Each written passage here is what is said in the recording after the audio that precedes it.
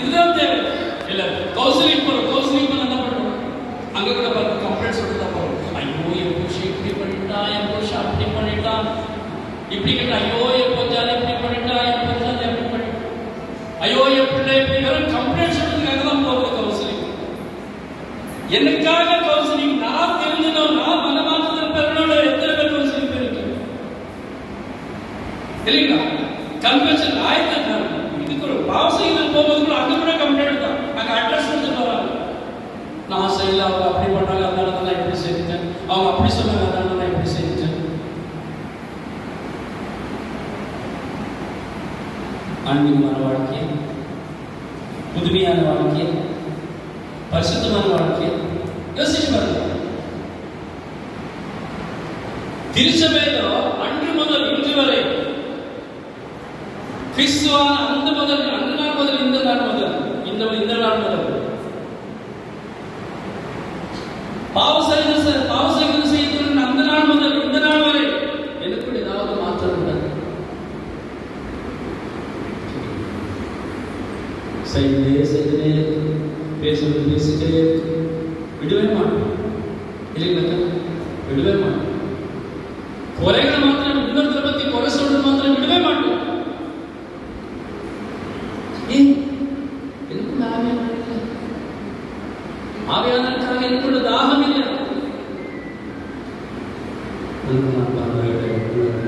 வாழ்க்கையில நான் பரிசுத்தாவை பெற்றுக்கொள்ளவில்லை என்றால் என் வாழ்க்கையை பரிசுத்தத்தோடு நாம் வாழணும், விசுவாசத்தோடு நாம் வாழணும். ஆவியானவரே என்று சொல்லுவது ஆவியானவர் நமக்குள்ள புதிய படைப்பாக நாம் புதிய படைப்பாக மாறுவதற்கு நான் என்னை விட்டு கொடுக்கிறேன். ஒரு பிரயோஜனம் தெரியும், நான் விட்டு கொடுக்கிறேன். புதிய படைப்பாக மாறுவதற்கு என்னை விட்டு கொடுக்கிறேன். யோவான் செய்தி 16ஆம் அதிகாரத்தில் 26ஆம் வசனத்தை சொல்றார். 14:26. யோவான் 14:26.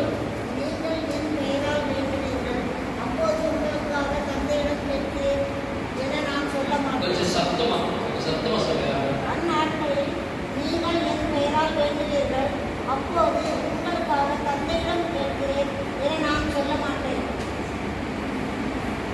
தந்தையிடம் கேட்கிறேன், உங்களுக்காக நான் தந்தையிடம் கேட்கிறேன் என்று சொல்றாங்க. என்ன கேட்கிறார்? வேதனை கொடுக்கிறேன்னு சொல்றாங்க. எல்லாத்தையும் நிறைவேற்றி கொடுக்கிற பரிசுத்த கூட இருக்கிறார். நாம கேட்கணும். என்னது கேட்கணும்? அழிந்து போகின்றதை கேட்பது. புதுப்பிக்கப்படுவதற்காக நாம் கேட்கணும். புதிய படைப்பாக மாறுவதற்காக நாம் கேட்கணும். ஆலோசனை தருகின்றதே பரிசுத்தாவின் ஆலோசனை தருகின்றவர். உண்மையை வெளிப்படுத்துகின்றவர் பரிசுத்தாவியானவர். ஆனா என் வாழ்க்கையில் உண்மையை உணர்ந்து பாருங்க. 53 பேர் யாருக்கலாம்? எத்தனை பேர் இருக்கு? நேற்று காலையில என்ன பிரசங்கம் கேட்ட எத்தனை பேர் தெரியும்? நேற்று சாமியார் என்ன பிரசங்கம் வச்சாரு? ஃபர்ஸ்ட் செஷன் அது பாவம் டைட்டில். ஆனா என்ன பிரசங்கம் வச்சாரு?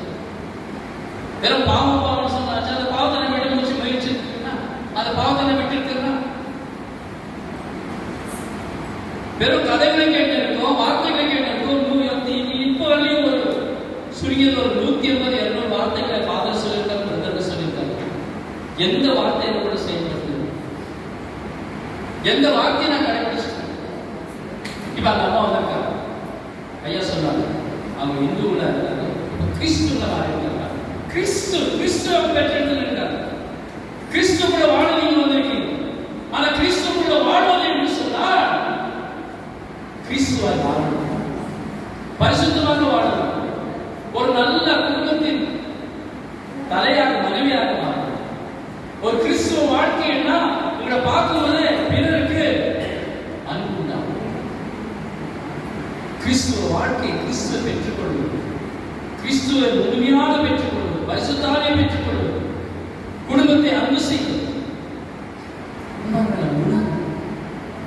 நம்ம வாழ்க்கையில பரிசுத்தாவி இல்லை, நம்ம உண்மை செய்ய முடியாது. இப்ப நம்ம முன்னாடி நான் பேசுறேன்னா அல்லது பிரதர் பேசுறாருன்னா அல்லது சிஸ்டர் பேசுறாங்க அல்ல சாமி அது பரிசுத்தாவின் வார்த்தைகள். பரிசுத்தாவின் நம்ம அவர்கள் மூலியமாக நம்மோடு பேசுறாரு.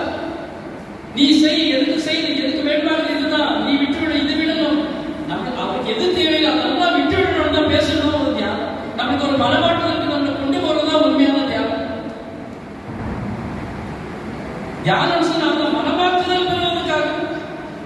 புதிய படைப்பாக மாறுவதற்காக. அதுதான் தியானம். அதுக்காக தான் நம்ம வரக்கூடியது, வேற எதுக்காக கிடையாது. செகண்டரி நம்ம சுயநலத்துக்காக, பசியோ இல்ல நமக்கு தேவைகளோ நோய்களோ பிரச்சனைகளோ, அது செகண்டரி. ஆனால் ஆண்டவர் இயேசு கிறிஸ்து சொல்றார், நீ ஜெபிப்பதற்கு முன்பாகவே நான் உள்ளத்தில் இருப்பதை நான் தெரிந்து கொண்டிருக்கின்றேன்.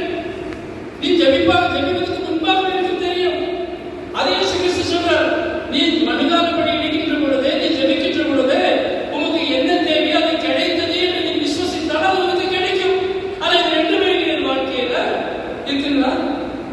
அக்கா இருக்குங்களா? ஜெபிப்பதற்கு முன்பாகவே நான் உள்ளத்தில் இருப்பதை தெரிந்து கொண்டிருப்பேன். இல்லைங்களா பரிசேகா? நீ மனிதானபடி இருக்கின்ற பொழுது உனக்கு என்ன தேவை அது கிடைத்தது என்று நீ விசுவசித்தால் அது உனக்கு கிடைக்கும். ஆனா விசுவாசம் இருக்குமா? விசுவாசம் இருக்குங்களா? இருக்கா? பக்கத்துல நல்லா தூங்குறாங்க.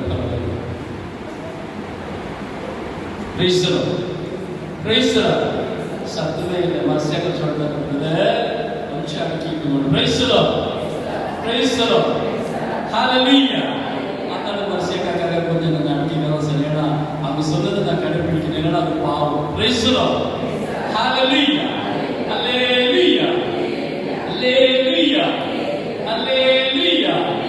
ஹalleluya. இந்த விசுவாசம் எனக்குள்ள இல்லை.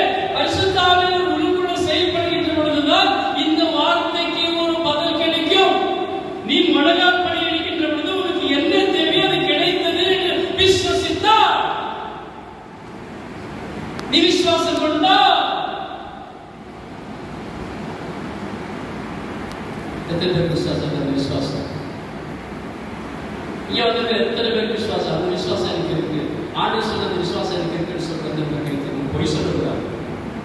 மர்சியாக்கார சேர்த்து தான் சொல்றேன். கண்டிப்பா கிடையாது, பொய்.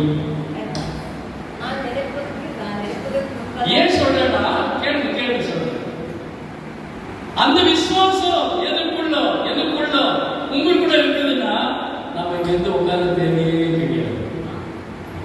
அவங்க கூட சொல்றாங்க, அவங்க கூட அவங்க சொல்றாங்க. Price the Lord. இதுதான் வார்த்தை, உயிருள்ள வார்த்தை. எனக்கு விசுவாசம் இருந்தால் உனக்கு என்ன தேவையோ அது கிடைத்தது என்று நீ விசுவசித்தால் அது உனக்கு கிடைக்கும். யார் சொன்னாங்க? அப்ப ஆண்டு சொன்ன வார்த்தை உண்மையா பொய்யா? அதுக்குள்ள உயிர் இருக்கா இல்லையா? இருக்கா? அப்ப ஏன் நம்மளுக்குள்ள உயிர் இருக்கு? நம்மளுக்குள்ள ஏன் விசுவாசம் இல்லை? விசுவாசம் வரும். நமக்குள்ள இன்னும் விசுவாசம் இல்லை. நாம் சொல்றோம் விசுவாசம் கிடையாது. விசுவாசத்தில் குறைவு இருக்கிறது.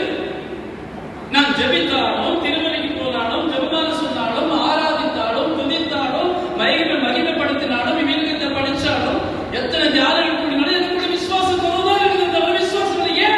உனக்குள்ள பரிசுத்த ஆவியானவர் இல்லை. எனக்குள்ள பரிசுத்த ஆவியானவர் செயல்படவில்லை. ஆகையால் வார்த்தைகளை விசுவசிக்க என்னால் முடியாது. வெறும் உலக பிரகாரமான அற்புதங்களை மட்டும் பார்த்து ஆண்டவரை ஸ்தோத்திரம், ஆண்டவரை பற்றி, ஆண்டவர் குணப்படுத்தினார், ஆண்டவர் குழந்தையை கொடுத்தார், ஆண்டவர் இதுக்காகவா நாம் இந்த உலகத்தில் வந்தது? இதுக்காகவா ஆண்டவர் நம்மை அழைச்சாரா? இல்லை. போங்கள், உலகம் முழுவதும் போய் நீங்க எனக்கு சாட்சியாக இருங்கள். எல்லாத்துல சாட்சி. எல்லாருமே போய் எனக்கு உயர்வு போயிடுச்சு, என் குழந்தை பெற்றுச்சு, என் பிள்ளைக்கு கல்யாணம் ஆயிடுச்சுன்னு சொல்றதுக்கா? ஆமாங்கக்கா? ஆமாங்களே? இல்லை, கிடையாது. அவருக்கு சாட்சியா வாழணும்னு நான் சொல்ற சீடர்கள், நீங்க போக உலகம் எங்கும் சென்று எனக்கு சாட்சியா நீங்க வாருங்கள், எனக்கு சான்று பகருங்கள்.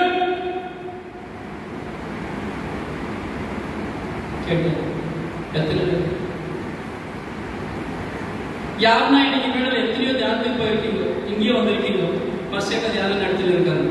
அவங்க தலைமையில இங்க வந்து நின்று நான் 10 வருஷமாக ரொம்ப பொய் சொல்லிருந்தேன். வேளாங்கண்ணி தியானத்துக்கு வந்து நான் பொய்யை விட்டுட்டேன். 3 வருஷமா பொய் சொல்ல எத்தனை பேர் சொல்லியிருக்காங்க? நான் என் புருஷனை மதிக்கவே இல்லை. ரொம்ப என் புருஷனுக்கு சாப்பாடு போடாத, என் புருஷனை மதிக்காத, கெட்ட வார்த்தைகள் மேல சமைச்சுட்டு இருந்தேன். ஆனா இந்த தியானத்துக்கு வந்து, வேளாங்கண்ணி தியானத்துக்கு வந்து நான் என் கணவனை அன்பு செய்ய தொடங்கி விட்டேன். எத்தனை பேர் சாட்சி சொல்லியிருக்கோம்?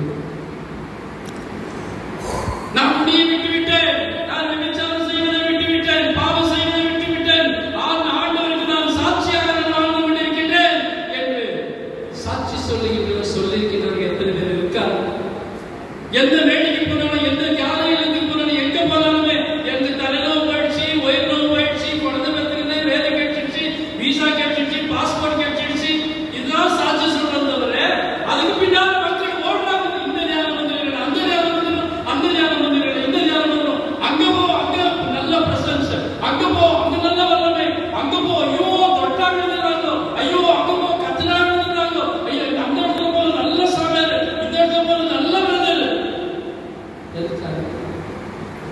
நீ விழுந்துட்டா மோட்சத்துக்கு போவியா? விழுந்துட்டா மோட்சத்துக்கு போயிருவீங்களா? ரஷ்யக்கா உங்க பேர் சொல்ற மோட்சத்துக்கு போயிருவீங்களா? உங்களை பத்தி சொல்லிட்டு உங்க வாழ்க்கையை பத்தி வரலாறு சொல்லிட்டு மோட்சத்துக்கு போயிருவீங்களா? கிடையாது. விடுமா ஆவியான ஒரு ஸ்பர்சம் தான் விடலாம். உங்களுக்குள்ள எனக்குள்ள ஒரு மாற்று வரவில்லை என்று சொன்னால் மனமாறுங்கள், மனமாறுங்கள். அதை பற்றி சாட்சி பகருங்கள், அதை சாட்சி பகருங்கள். மனமாறுங்கள். தீர்க்கதரிசிகள் வந்து என்ன சொல்றாங்க? மனமாறுங்கள்.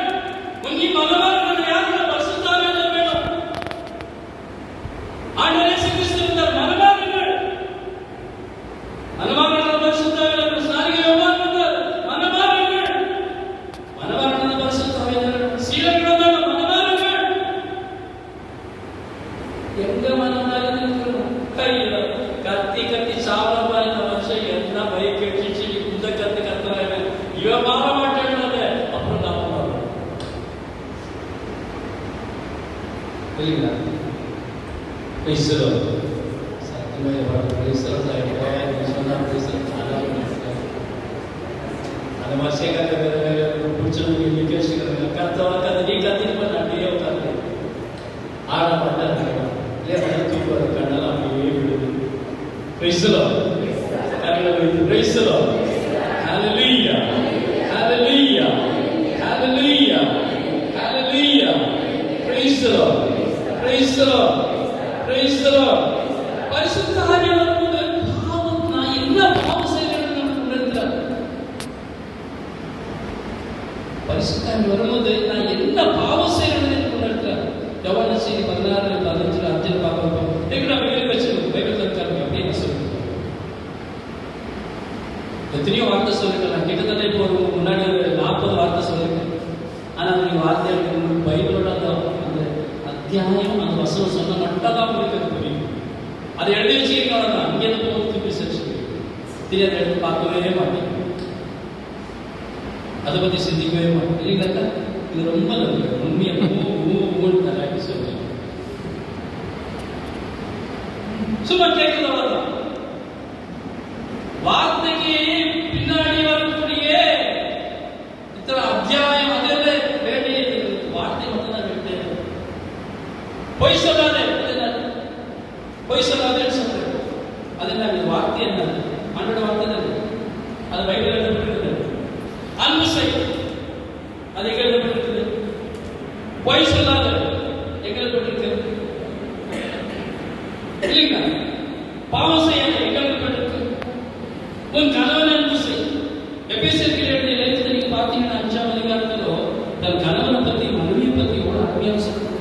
உன் திருச்சபையை நீ அன்பு செய்வது போல உன் மனைவியை அன்பு செய்.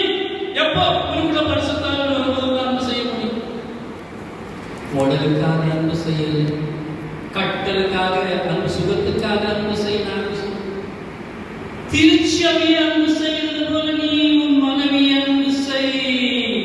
எத்தனை பேர்?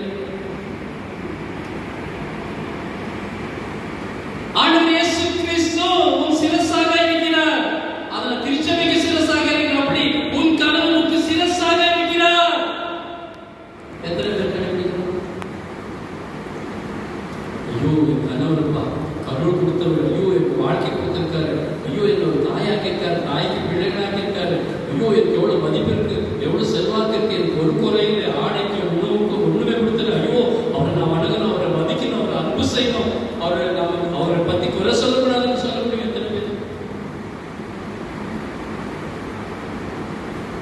இயேசு கிறிஸ்துவை போல நீ அன்பு செய்யணும். மனைவியை பார்த்து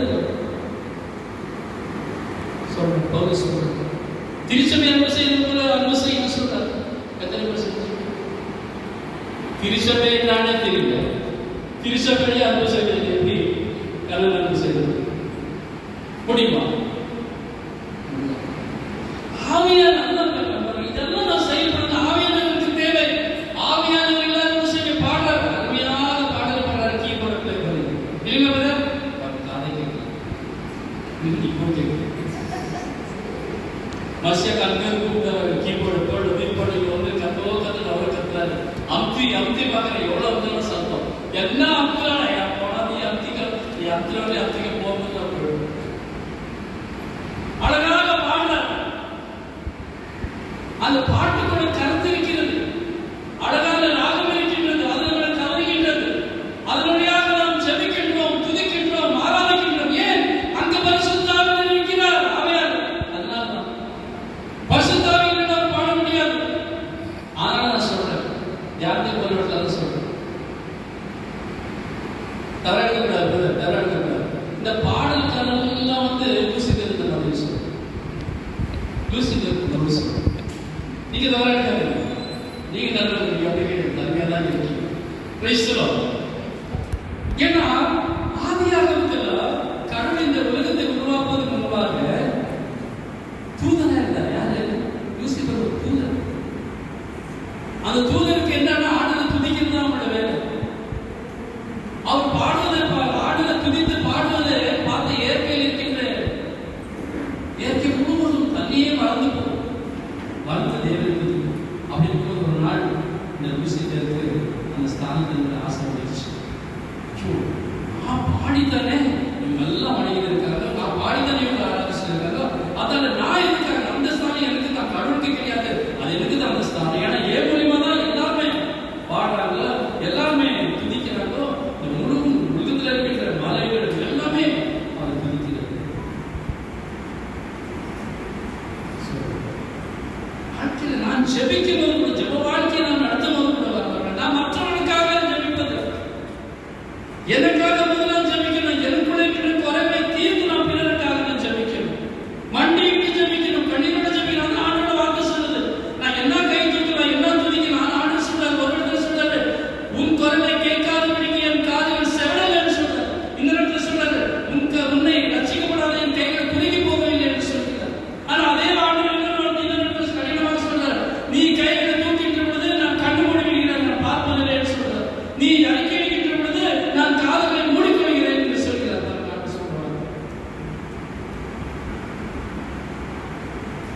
நான் என்னை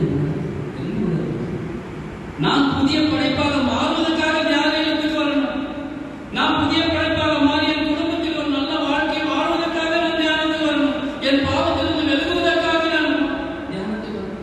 பரிசுத்த வாழ்க்கை வாழ்வதற்காக நான் தியானத்துக்கு வரணும். என் தேவனை நான் முழுமையாக கண்டு கொள்வதற்காக நான் தியானத்துக்கு வரணும். எனக்கு தேவனுக்கு ஒரு தொடர்பு உண்டாவதற்காக நான் தியானத்துக்கு வரணும். பரிசுத்த